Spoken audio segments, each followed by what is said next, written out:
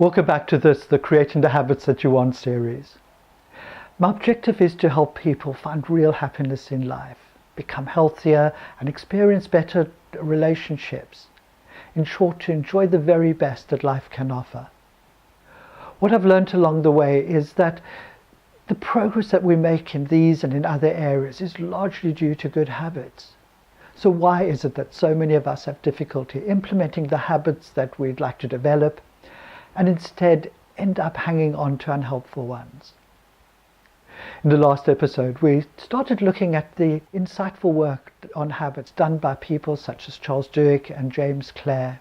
We saw how much more important our habits are than are our goals. How the best way for us to achieve the things that we dream of is for us to become the sort of person that practices the habits necessary to make them happen.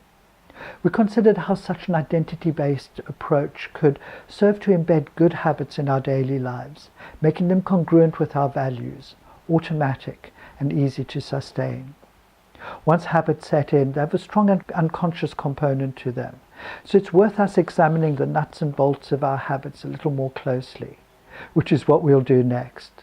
So in this episode, we'll look at what has been described as the habit loop, and then go on to see how an understanding of it can enable us to introduce new desirable patterns of behavior into our life. And then next time, we'll start looking at bad habits, why they exist and what to do about them, specifically at how our unmet needs can unconsciously influence our habits. After that, we will look at ways to transform our bad habits into good ones. And lastly, we'll be doing some troubleshooting. But before we get started, may I invite you to take a moment to find the subscribe button on your screen and use it to subscribe to my YouTube channel.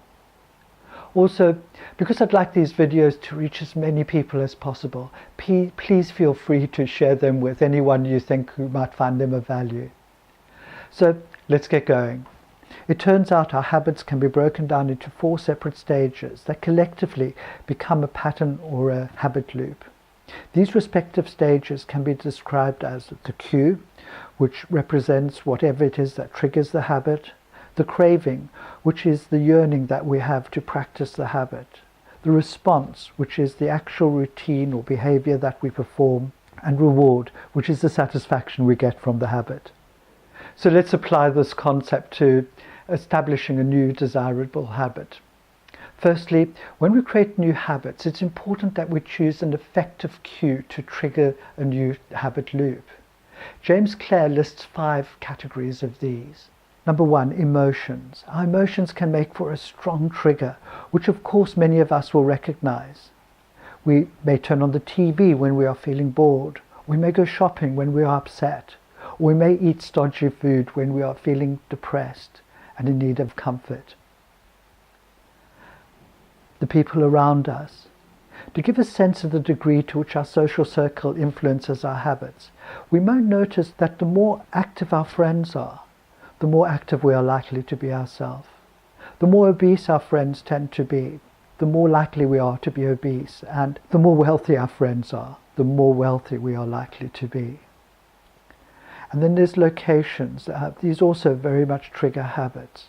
Certainly the habits I had when living near the beach in Cape Town are very different to the habits I now have here in metropolitan London.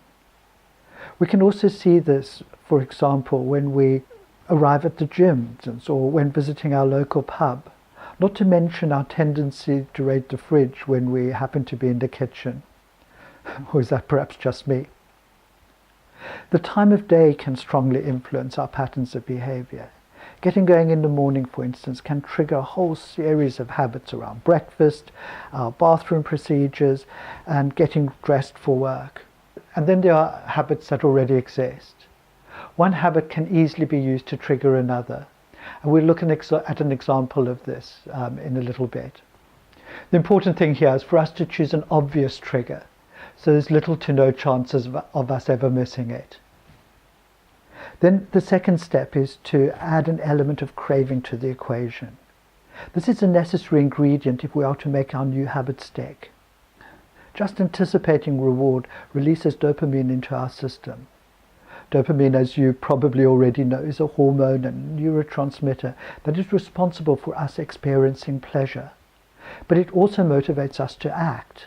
It is therefore important that we find a way to make our desired new behavior as appealing as possible. Next, there's the actual routine itself. And the suggestion here is for us to make it as easy as possible.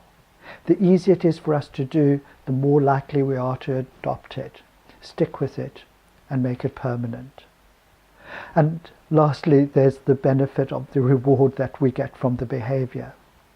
Because reward is an integral part of the behavior loop, it's important for us to reward ourselves each time we perform the new habit. Even if it's only to using self-talk to tell ourselves how well we are doing. It's the reward that perpetuates the behavior and has us continue to trigger the habit loop whenever the cue is there to next set it off. So how might this work in practice? By way of a simple example, let's look at the process we have for brushing our teeth, a thing I imagine most of us do. In this case, the trigger or the cue might be as a result of a number of things, or simply the process of getting going in the morning or getting ready for bed at night. The craving is us looking forward to having a fresh tasting mouth. The response is the actual act of brushing, and the reward is the pleasant, clean aftertaste we get, together with the knowledge that we're going to have good dental hygiene. It's these things that encourage us to stick with the habit. We might hear our phone ring, the cue, feel curious as to who might be calling us, the craving, answer it, the response, and satisfying our curiosity by finding out who is calling us, together with being open up to a chance of an enjoyable conversation, the reward, making us all the more likely to answer the phone the next time it rings. However, if we wish to implement a new habit, those close to us might suggest that we employ in the process a healthy dose of willpower or self-control. But evidence suggests that attempts to do this are unlikely to be helpful. As we observed in the previous video, our levels of motivation tend to fluctuate over time, making a strategy that involves relying solely on our willpower an unreliable one. Possibly the easiest way to set about this is to link the reminder for our new desired habit to one that already exists and that's been well established. For instance, should we now wish to develop a habit of flossing, it might be a good idea to link it to our previously mentioned habit of brushing our teeth, which already exists. So to use the one as a reminder to perform the other, we could position our flossing equipment right next to our toothbrushing equipment in the bathroom cabinet, as doing this would serve to remind us to floss every time we brush the old pearly whites. By the way, please don't completely write off willpowers just yet. We'll touch on it again later in the series. Now, I'm going to suggest that for homework you create two lists. The first being a list of all the activities that you do on a daily basis. The second, a list of the various things that happen to you during a typical day. So the first list might comprise of things like having a shower, having breakfast, leaving for work, however you commute, etc. The second might include being caught at traffic lights, receiving phone calls, or reading emails and the likes. Please attach a new desired habit to just one of these. For example, I refill my water glass every time I go to the copy machine. I stand and pace rather than to sit whenever I'm on the phone. Just be sure that those new habits are ones that are important to you, rather than ones that somebody else thinks you should adopt. Also, I can't stress enough how important it is to start really small.